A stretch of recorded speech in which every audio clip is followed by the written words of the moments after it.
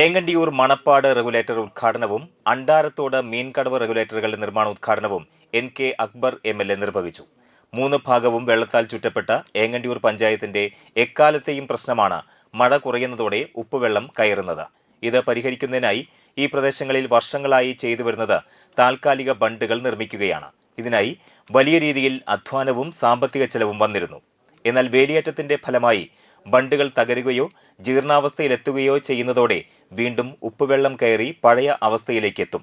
ഇതുമൂലം വിളകൾക്ക് നാശനഷ്ടം ഉണ്ടാകുകയും കുടിവെള്ളത്തിനും കൃഷിക്കും പ്രതിസന്ധി നേരിടുകയും ചെയ്തിരുന്നു. പുതിയ സ്ലൂയിസുകൾ സ്ഥാപിക്കുന്നതോടെ ഈ പ്രശ്നത്തിന് പരിഹാരമാവുകയാണ്. കർഷകർക്ക് തന്നെ അനായാസം പ്രവർത്തിപ്പിക്കാവുന്നതും ഉപ്പുവെള്ളം തട്ടി തുരുമ്പെടുക്കാത്തതുമായ മെക്കാനിക്കൽ റോളിംഗ് ഉരുക്ക് ഷട്ടറാണ് ഇവിടെ സ്ഥാപിച്ചിരിക്കുന്നത്. ഉപ്പുവെള്ളം കയറുന്നത് തടയുന്നതിന് പുറമെ തുലാവർഷ മഴയിൽ തോടുകളിൽ വെള്ളം കയറിയാൽ നിഷ്പ്രയാസം വെള്ളം പുറത്തേക്ക് കളയാനും ഇതിലൂടെ സാധിക്കും. NK അക്ബർ MLAയുടെ ആസ്തി വികസന ഫണ്ടിൽ നിന്നും 27 ലക്ഷം രൂപ ചെലവഴിച്ച് മണപ്പാട് സ്ലൂയിസ് നിർമ്മിക്കുകയും 53.8 ലക്ഷം രൂപ ചെലവഴിച്ച് മീൻകടവ് സ്ലൂയിസും 51.9 ലക്ഷം രൂപ ചെലവഴിച്ച് അണ്ടാരത്തോട് സ്ലൂയിസ് എന്നിവ നിർമ്മിക്കുന്നതിനുമായി ആകെ 1,32,70,000 രൂപയാണ് ചെലവഴിക്കുന്നത്. ചടങ്ങിൽ ഏങ്ങണ്ടിയൂർ ഗ്രാമപഞ്ചായത്ത് പ്രസിഡന്റ് ബിന്ദു സുരേഷ് അധ്യക്ഷത വഹിച്ചു.